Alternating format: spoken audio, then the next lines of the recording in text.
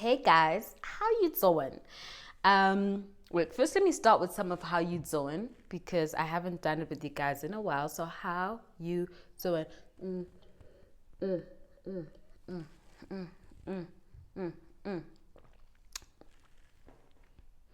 So, so in honor of Women's Month and of course yesterday having been National Women's Day, I really feel like we're in need of some baby girl content. And I don't know how many of you saw, but on my Instagram, I did a little question about what topic you want me to discuss. And a lot of you voted on the topic I'm going to do today. And so the topic we are touching on is confidence in a relationship dynamic. And my goodness, what an amazing topic and what a powerful topic. And it's so multi-layered. And I'm going to do my best to unpack it for you guys. If I look down to read a bit of my notes, please excuse me because there's so much I want to say. I don't want to miss anything out. I want to give you as much knowledge as I've accumulated. Listen, I'm not a guru. I'm still learning. I'm still learning myself. There's a lot of things that I'm still trying to figure out. But of course, if I can answer any questions, I will. And more than anything, share my experiences with you guys thus far. So let's talk about it. Confidence in relationship dynamics. Now, first of all, I've touched on topics like this that are very similar. And one of the key aspects I touch on, or key things that I touch on when it comes to confidence, is one of four factors.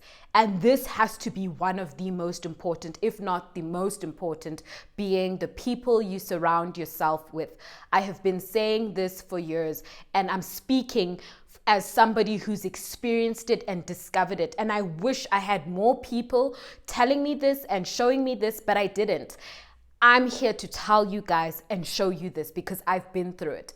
The people you surround yourself with is such an important, such a crucial, imperative thing to be conscious of. And a lot of people underestimate it. Guys, please don't. Please take it seriously. The people you surround yourself with is very important. They can either be the reason you are super confident or the reason why your confidence is shot. It's dead. Be very careful. Be intentional. So when we talk about relationships, I'm not just talking about, intimate relationships or with lovers. I'm talking about friendships, family, relationships with your colleagues, as well as, like your boyfriend, girlfriend, husband, wife scenario. So let's talk about family first. As I said, this is a very layered topic. So we're going to peel back a layer at a time. So let's go straight to family. Family? Yeah.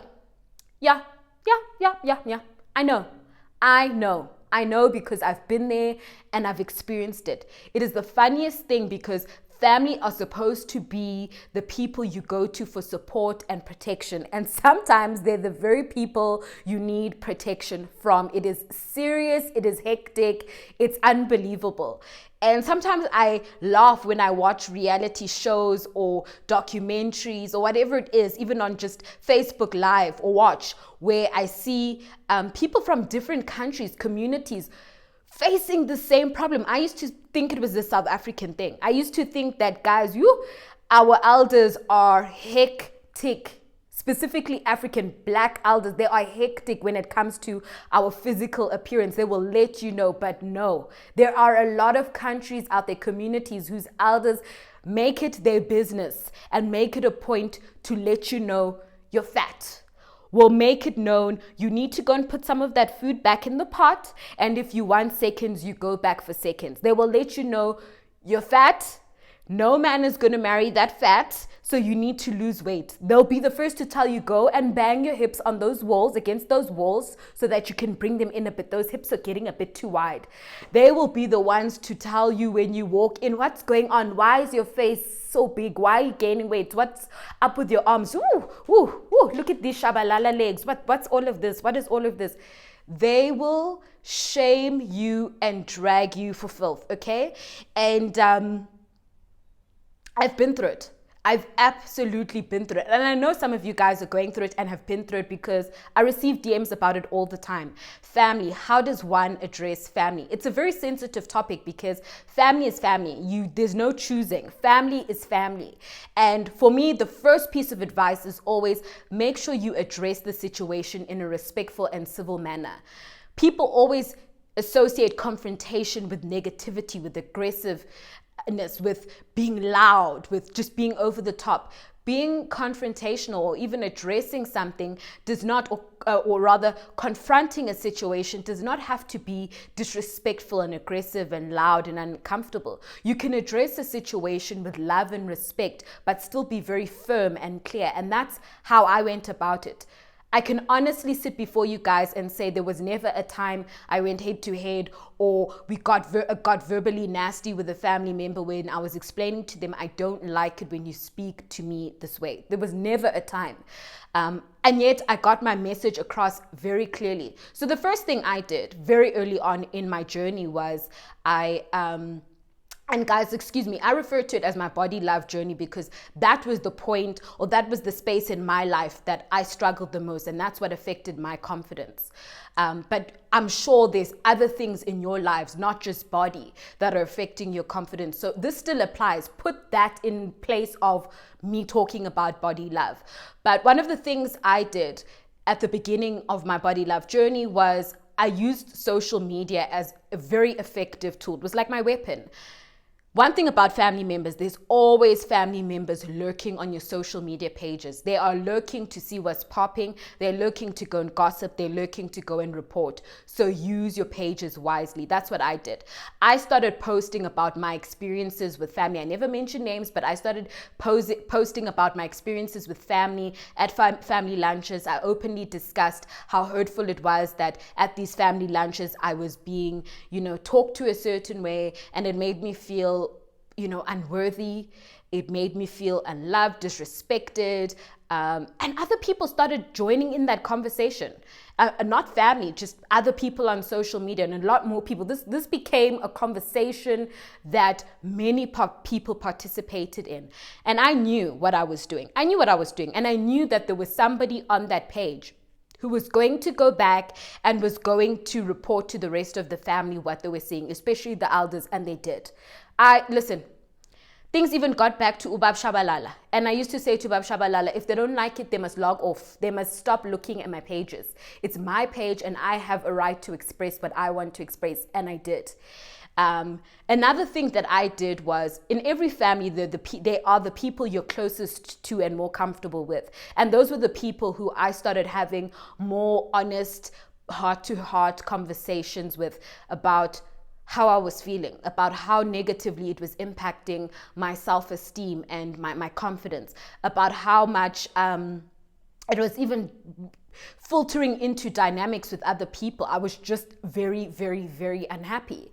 And wow, those conversations were very, very powerful, because people who I thought generally just didn't care really did care, and they didn't see what they were doing. The others who knew, who'd heard me speaking about it, who had seen certain things on social media or had been told, but still didn't care to change their ways, I dealt with them differently. So when I would come into a family lunch and there's all the food spreads there and we're picnicking and whatever, or something at somebody's house, and I walk in and the elders would see me and they would greet my sister first in Kanyezi. Hi. As soon as I walk in, it was, ooh la la, you're so fat. What's going on? Why are you getting so fat? I used to say, ooh, I know. That's why I was on that runway in Lagos and in Kinshasa. That's why I was on the runway for Mercedes-Benz. Did you see the show? Did you come? Oh, did you see my editorial in Superbalist? Did you buy the Cosmo magazine? Did you see me in there? I really used to give them the energy back. Like, I know I'm fat, and guess what? It's popping. It's giving me so many opportunities, and I'm not going to allow you to take away from that. Or if it was you're so fat, I used to, hit back with I know, but thank goodness my loved ones know I'm much more than my physical appearance. They know there's a whole personality, shabalala, strong shabalala personality all up in here. I used to really make them feel like what you're not going to do is make me feel bad another day. No, you're not going to do it. And eventually people got the picture. People got the picture, and honestly, it just became something that we just don't really, I'll say this with everything in me. I cannot remember the last time I was at a family lunch and I heard anybody, for that matter, comment on somebody else's body. I just don't remember it. I've become the body positive activist in our family, and I feel like because I've brought so much awareness to it, people are a lot more sensitive. And after everything that's gone down, I've had people either contact me privately to apologize, or people in my family contact me to share, like, you've made me so much more aware of my body issues, my insecurities, my, the complexes I have, and thank you for it. Or even, you've made me more aware of how to deal with my children, So it really, it turned out for the best. So again, my advice to you guys is, when it comes to family, you have to address it. There's no way around it. You have to address it. Be smart about it. Be respectful and be clear. Friends, guys, I'm going to start by saying this. Stop surrounding yourself with people who make you feel bad. I'm going to say it again. Stop surrounding yourself with people who make you feel bad. It is not a thing.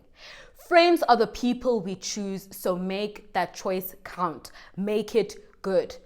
And I can say that because I used to be that friend. I'm still working out of being that person who was surrounded by people who just didn't care. They did not care. I've had friends who, when it comes to men in my life, have disrespected me, who have not supported my businesses, who have not supported me when loved ones have passed away. You'd be shocked. Not attended funerals or memorial services. Friends who have called me when they want to go out, but will not call when they know, like, I'm going through some really difficult times. And guess what? I've also been that imperfect friend. I've been that person who, for those of you who don't know, as I have very, very, very bad anxiety and have suffered from many panic attacks. They're the worst things ever. And sometimes, as a result of always feeling unstable and unsteady, I go into this isolation mode where I prefer to be alone. I don't like to go out. I prefer my own space. And I've had friends who've actively had to say to me, we get that you have been diagnosed with anxiety.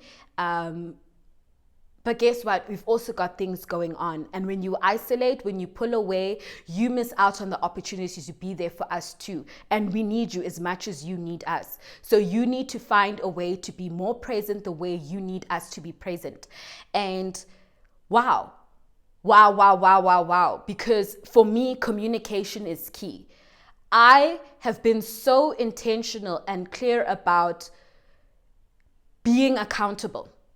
And I've told myself, I've committed to actively being the woman and the friend I want people to be to me.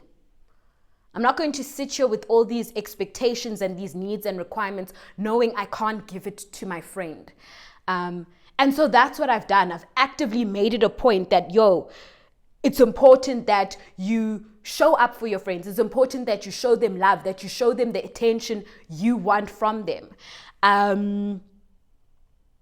Let me give you guys a bit of a story time. And this is twofold, because this was, a friend doing some ting-tings and then me doing some ting-tings. But there's a friend of mine who,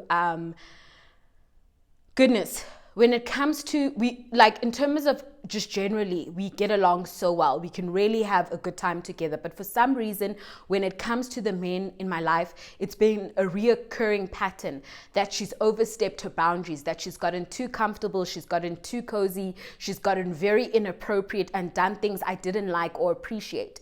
And the last time, because it hasn't been only once that I've confronted the situation, but the last time I confronted the situation, she flipped it around and made it seem like, You're always being confrontational. You're always reprimanding me for something. And I walked away from that feeling very bad. I walked away from it feeling like maybe I'm crazy, maybe I'm too obsessive when it comes to men in my life.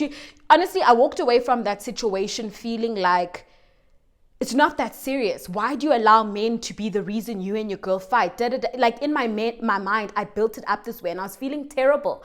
And I called my older sister up because she is my everything. She is my spiritual sister. She is one of my closest friends. She's like the voice of reason. And she said to me, pause. This is not the first time you've had an issue like this with this particular person. This is not the first time she's overstepped her boundary when it comes to men you've introduced her to. And I'm sorry, Lala, but this particular issue is an issue because there is going to come a point where you get married, when you get married. Do you honestly want to have that friendship dynamic where you cannot trust your friend around your husband? Do you want to have that dynamic where you feel like when you and this man are getting to know each other, you have to keep your friend away or you have to keep eyes on her? No. And you're not that type of woman. You don't do that to other people. So why are you accepting this? It's just not okay. It's not right. And oh my goodness. She also turned it into a tough love approach where she said, you're a grown-up. You're not a kid anymore. Grow up and start being more specific and clear and intentional about what you want. Make it a point to be that to other people, to your sister circles, and ask for it in return. Expect it in return. I just started distancing myself from the person because I realized that this is a reoccurring issue. This is something that doesn't seem to be getting resolved. This is something that's been happening over the years. And my sister had to say, Lala, you need to grow up. It's not, you can't keep on, yes, but I addressed it. Okay, you addressed it, now what? Because the person is not, the person doesn't care. You've brought this up more than once and it's not changing. So something has got to give. Something has got to change on your end. Another thing that I realized is that and I don't mean to blame social media. I really, really don't mean to blame social media, but I'm going to bring this up, is that when we become used to kind of absorbing certain content, we fall into the trap of either one, thinking this is normal, or two, buying into that culture. In other words, we do what we're seeing. We emulate what we're seeing. And even though I wasn't doing what I was seeing, I was definitely thinking it was normal. I was definitely starting to think, well, I mean, it's not like my friend is the only person doing this, or it's not like I'm the only person doing that. And so I used to kind of accept it as it's normal because I see a lot of people doing it. Little things like women dating their friends' exes. So if for example, I was dating or my friend was dating a baller and they broke up. Now I also want part of that high life and that hype. I'm going to go and date her ex. Women doing things like being over sexual and doing whatever, competing for attention, doing things that are just not really respective and aware of one another. And because I was seeing that so much, I just started to think, well, it's normal. It's normal. It's not. It's absolutely not. And what I had to do was I had to start watching more wholesome content that helped me see that it is not that way. It is not normal. There is such a thing as sister circles. There is such a thing as women who pray together. There is such a thing as women who support each other, who uplift one another, women who are there, women who have each other's backs. There is such a thing. And the more wholesome content I started to watch, the more I realized, hey, I want in on these circles. Like, I want to be a part of those circles too. I know I'm the type of woman who can pray for you, who can be da-da-da-da-da-da-da-da. I want friends like that too. I started becoming a lot more intentional about the type of content I was taking in. And also, I started to involve myself a lot more in church. I've said it before and I'm going to say it again. I'm never going to hide it. The reason why a lot of who I am and how I think and my beliefs and my actions have changed is because of how much more time I'm spending in church. I started to realize that It's so important to have more like-minded people around you. Again, the people you surround yourself with. It is so important to have more like-minded people, people who share the same type of beliefs. I'm not saying we have to be the same. I'm saying that there has to be a common ground. There has to be an understanding that draws us together. There has to be that mutual respect and love, dignity, care, love, kindness. We have to be, there has to be a connection. There has to be a connection. One of the other things that I also found myself doing was, I told you guys, the whole panic attack thing, being very distant and my friends having to say to me, we need more of you. We get it. We get that you go through these times where you feel like you're losing control, but open up to us more. We want to be here for you and we want you to be here for us. So again, what is my whole point about the whole friends thing is that friends are the people we choose. They're the people we choose. So make sure you go in with that choice. Make sure it is a good one. Make sure that chosen few or that chosen one is popping in your life. Make sure they are exactly what you need and make sure you're giving them what they need. I wrote here, be the energy you seek. That is so true when it comes to friendships.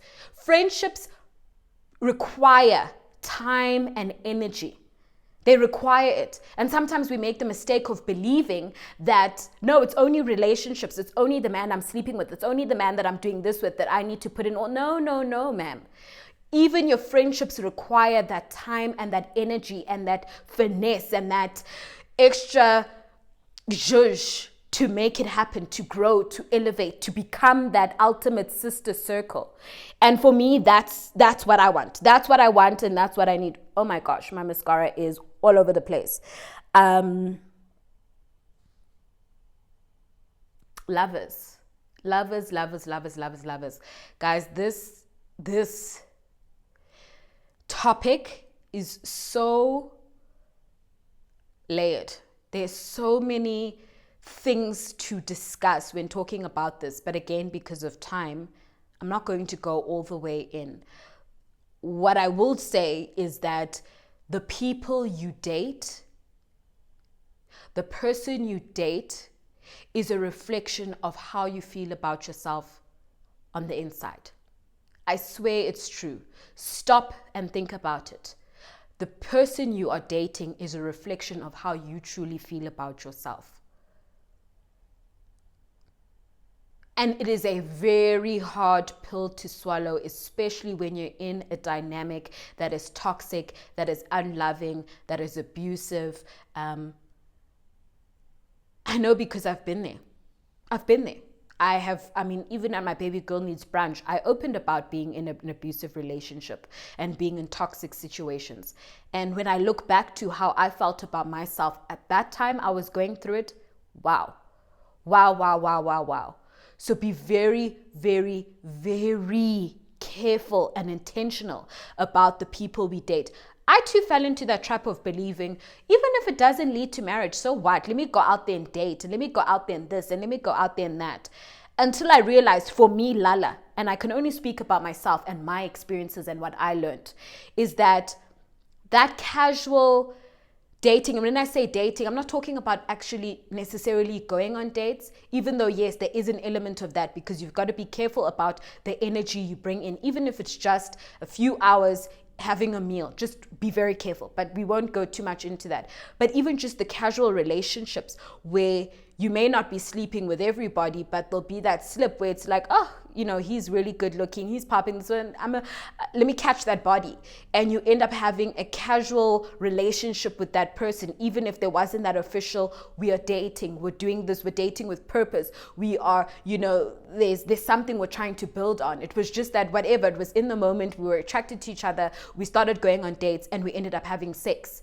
And that, you've just got to be so careful of. I don't care if this doesn't sit well with you, if you don't agree, that's fine.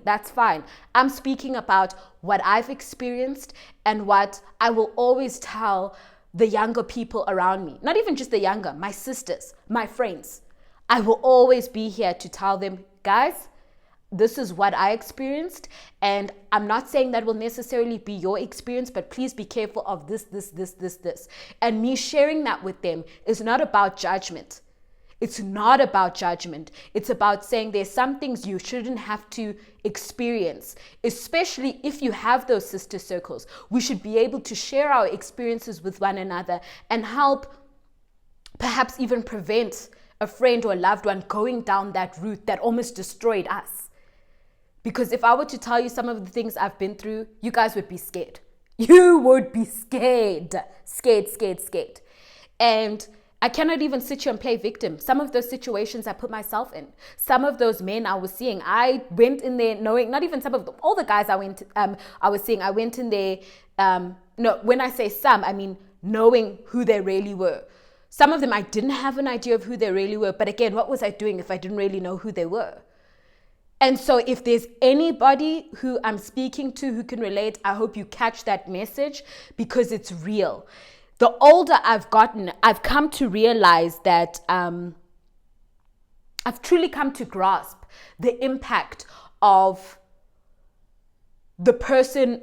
Let me say that again.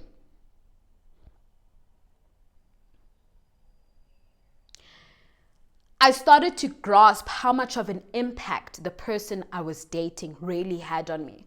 And when I speak about impact, I'm not just speaking about my feelings, my emotions. I'm talking about spiritually and mentally too. The spiritual thing is a conversation I think requires a lot more knowledge, and I've said to my followers on Instagram before that I'll definitely at some point address it. One, I don't think a lot of people are ready to talk about the spiritual implications of just casual sex and casual relationships. Intimacy, both physical and personal, not necessarily actually having a physical relationship. There's spiritual consequences, there's spiritual truths behind that. But I don't want to talk about them until I've really, understood a lot more, and I found a better way, a more eloquent way to express it. I just don't want to misinform.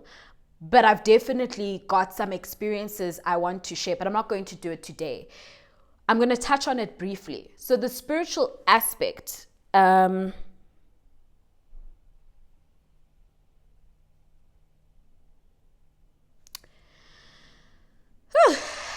reading some of the things I wrote here for you guys, and I'm already like omitting certain things. I'm like, oh, no, that gets too deep. But what I did want to say to you guys is that the spiritual impact is very real. It's very real, whether we believe in it or not, whether we acknowledge it or not. It's very real. And I've been through situations where in relationships, there are two that I pinpointed last night for the purposes of this conversation, where I went through a lot spiritually because of the men I was seeing. And I'm able to tell you guys now, sitting here, that it impacted my confidence as well. It wasn't just okay, I went through something spiritual and it remained spiritual. No, it started manifesting in a very physical way.